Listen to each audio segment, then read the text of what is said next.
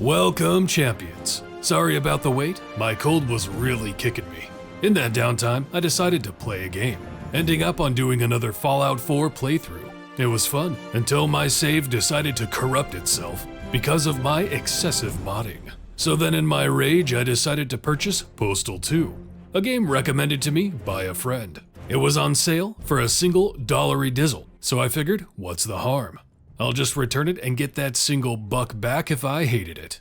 I then proceeded to run around town, urinating on everyone around me, and got an achievement for 3 women making fun of my micro-peen. Game of the year. Anyway, in all seriousness, though all of that is true, I was also thinking of what video to do next for Idle Champions.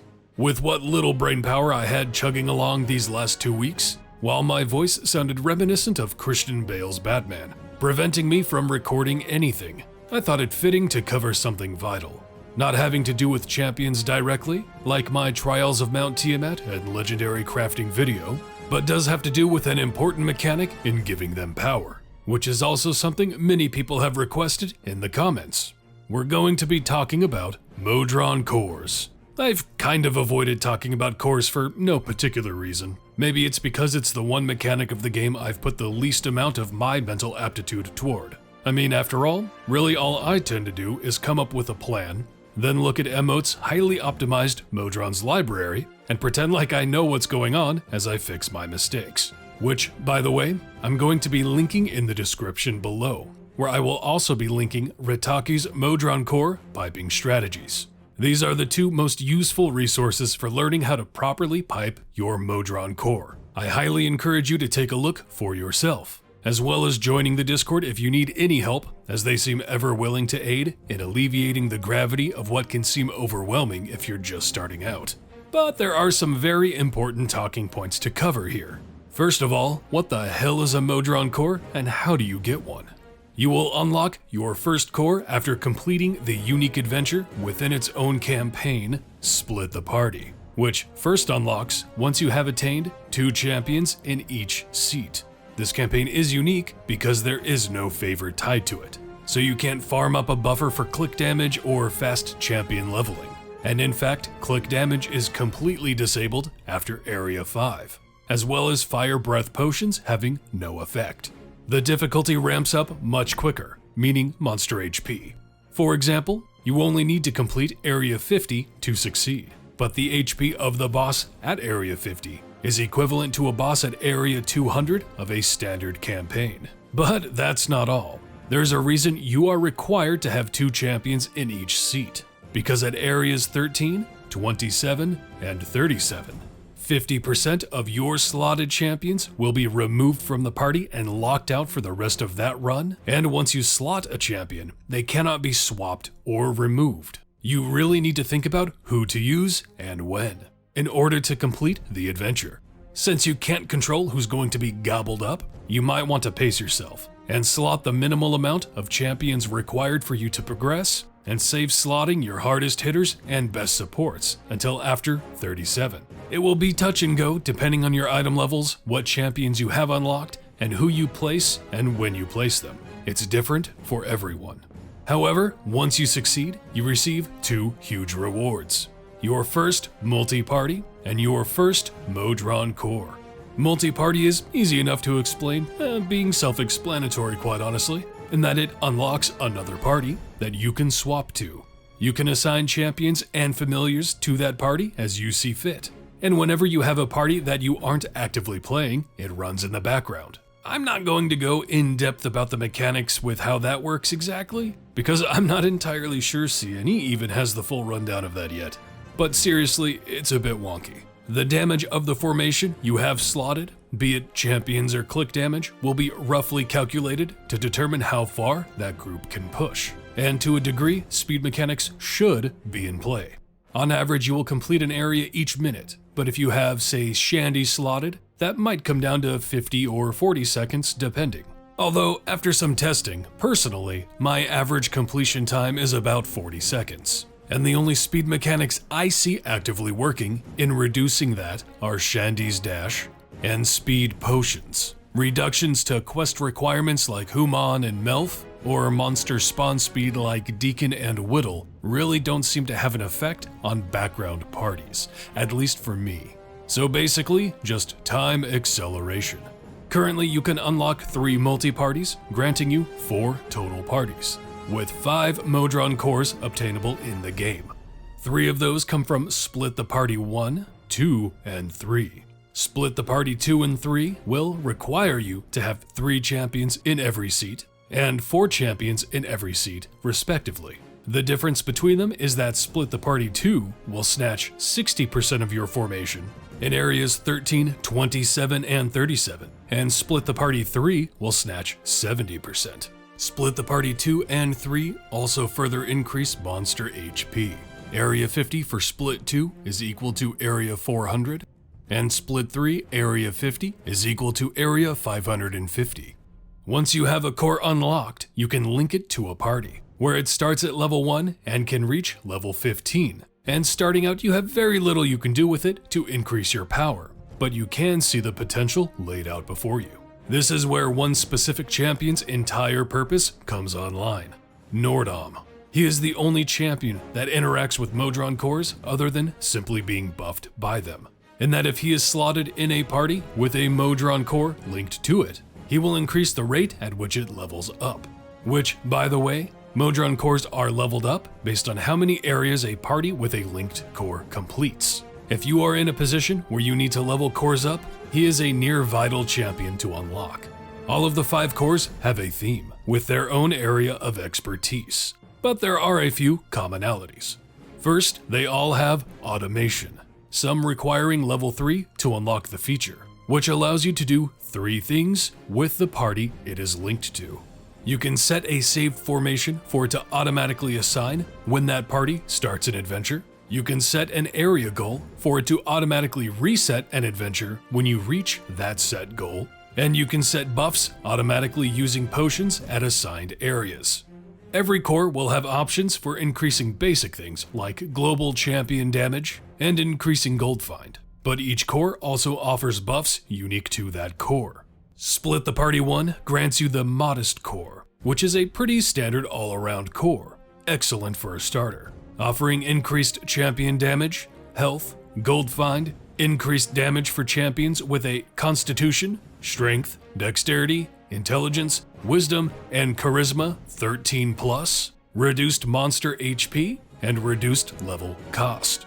Split the Party 2 will get you the Fast Core, designed for speed. This can be used for time acceleration, like Shandy's Dash, increased enemy spawn speed, like Whittle's Tasty Friends, quest drop bonuses, like Human's Teamwork, and has everything else the Modest Core offers. However, all damage, gold, and health increases are generally at a lesser value than any other core that has them. Split the Party 3 rewards the Magic Core, designed for raw damage output, especially those with a primary attack counting as magic. Though for ability scores, there are only options for a 13+ in Intelligence, Wisdom, and Charisma. But not to worry, the damage output is still really good. There are drawbacks for the power it offers though, as it has even less gold than the Fast Core, and no champion health whatsoever. But if your DPS uses a magical primary attack, no other core will come close to the potential damage output. And for melee and range DPS, it will still be in the running as a top pick. You just won't take the magic DPS nodes. The Strong Core can be purchased for 500,000 gems. It's a very hefty cost for most players. It is to melee users what the Magic Core is to magic users. Though the Magic Core is still often a contender, depending on the champion, and might even edge out the Strong Core for melee users, if you're just looking for raw damage output. But the Strong Core does increase health for better survivability, unlike the Magic Core. And usually the difference between the Strong Core and the Magic Core in those scenarios is minute enough that you'll probably want the survivability. So, in general, think of the Modest Core as the jack of all trades, the Fast Core as speed, the Magic Core as magic damage, and the Strong Core as melee damage. But there is a 5th core that was obtainable in Season 1 for those who bought the Season Pass, and that is the Aerois Core, which will be coming back in the form of wild offers.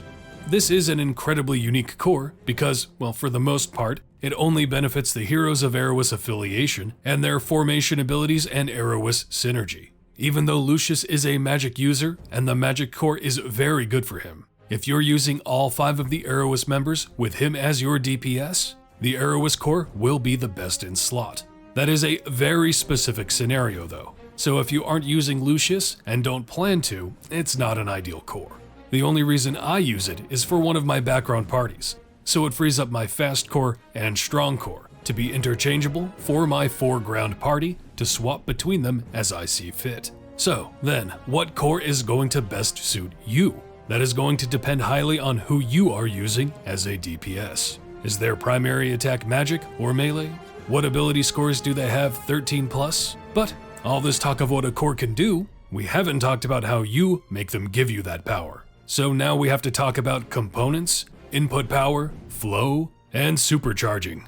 Starting at core level 1, you have a specific amount of tiles that you can place components, these pipes, and you will unlock more tile regions as you level up your core. In these tiles you can lay the components that flow in up to 4 directions. These component pipes come in many different varieties, ranging in rarity like gear, from common, uncommon, rare, and epic, and specifying what direction the input power will flow through them. And depending on the rarity and directional flow will increase the flow percent. Something to note here, if a pipe is undirected, it will only receive input from one source, then output in all of the other directions. Your input power also starts at 1 on the very first tile, and you're left to increase it as high as you can, making it flow through the component pipes. Early on, you're not going to have a lot to work with, and will be pushing for the nodes with buffs while you build up more components. But how do you get more? You receive a Modron component chest each time a Modron Core levels up, and you can purchase 1 a week from each patron from their in-game shop with their in-game currency. Seasons will also offer you another way to build up Modron component chests. During some events, you will also get component pieces, which can also be received by breaking down any extra unused components you might have, which are then used to increase the rarity of an existing pipe. As you make that power flow to these buff nodes, you'll notice that the more power they're receiving, the more of an increase to their buff you get. So you don't just want to reach them as fast as possible with garbage pipes. You want to build up more flow before getting there, so you're getting the biggest buff from them that you can. You'll also notice that some of these nodes can be supercharged. It takes a lot of power to make use of supercharging. So you're going to have to work toward leveling up your core, finding some better pipes, and then finding some good routes to lay them in order to greatly increase their flow. For example, let's take a look at the first damage node accessible at core level 1 from the Modest Core. If the flow is less than 2, you will receive 50% damage. Greater than 2 is 200%. Greater than 3 is 800%. And greater than 4 is 1600%. But this particular node is also superchargeable, requiring 500 flow. Hell of a jump, huh? At that point, every time the flow doubles, you will get a 25% increase, capping at 500%. So early on, you're not going to be supercharging, as the most common way to supercharge this node is wrapping all the way around the layout. But you are at least going to want to have the goal of getting it to a flow of greater than 4. To do that, you're going to have to understand how to properly pipe. And for that, I highly recommend diving into Retaki's guide linked in the description, because they've put a lot of work into making it informative and cohesive, and it's the best tool for understanding what's going on. But what we are going to do is look at Retaki's example for how to get the first 2 buff nodes greater than 4 flow at core level 1 with the Modest Core, and why it works. As a general rule, you're going to want to use your highest rarity of pipe with directional flow.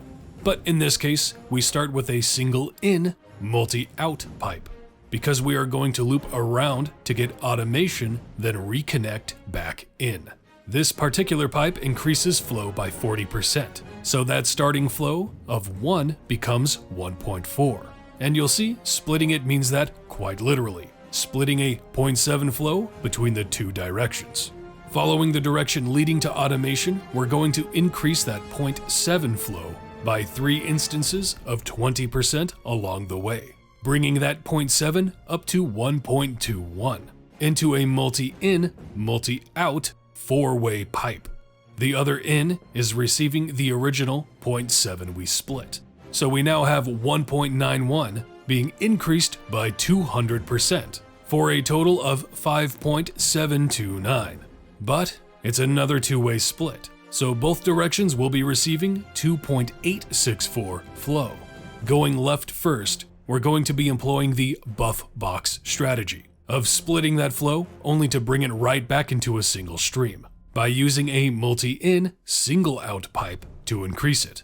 So that 2.864 is increased by 5% to 3.008, and then split to 1.504 to each out. But then we bring them back together for that same 3.008, now increased by 50%, for a total of 4.511, granting us that greater than 4 flow as we get into that gold buff node. To do this requires a directional multi-in pipe, because remember, a pipe that does not have a direction can only receive one direction. So if we use a non-directional pipe, we would only get one instance of that split 1.504. On the other side of the 2.864 split, now heading down, it's a simple straight line, but we're not quite to 4, so we increase it by 20% to 3.437. Though this corner piece has directed flow, that isn't required in this scenario. We could also be using a non-directional epic corner pipe. We just need 20% here. Now we have another 20% straight across, up to 4.125. Here we can use either a non-directional epic or a directional rare to get that 20% again. And now that we're already at greater than 4 flow, we can use a simple uncommon flow pipe to just carry us on into that damage buff node. And there we have it, both starting buff nodes getting greater than 4 flow. And now hopefully you understand a bit more about how flow works. But the time has come. Welcome to the spoiler zone. With Season 2 coming to a close within 2 weeks, our eyes are looking ahead to Season 3, which there has been some info about. The focus will be on those who are unaffiliated, specifically on the 5 champions Spurt, Human, Barrowin, Birdsong, and Turiel. But what's also coming is another Modron Core that focuses on increasing the damage of those who are unaffiliated. Which let's take a gander at who is unaffiliated.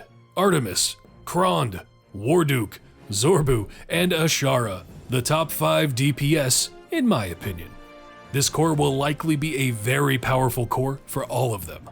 At the end of the day, if this all seems too complicated, or working through it is not your cup of tea, use the resources available and copy-paste, baby. Retaki has a step-by-step pipe setup for every level of every core. Emote has the best endgame builds that you can do your best to copy for every DPS champion in an easy-to-use interface. Even if you don't have the pipes they recommend, do the best you can with what you have. Don't let hesitation stop you from getting the best damage you can out of your cores. And as for what you might want to run in your background parties, well, that's entirely up to you. You can push variants, knock out patron challenges, or just do what I do and set up real simple, rinse repeat, set and forgets to just farm in the background. Thanks for hanging around today. Supercharge that like, sub, and bell for me. Leave a comment on what core you use and why. Have a hell of a time out there, champions.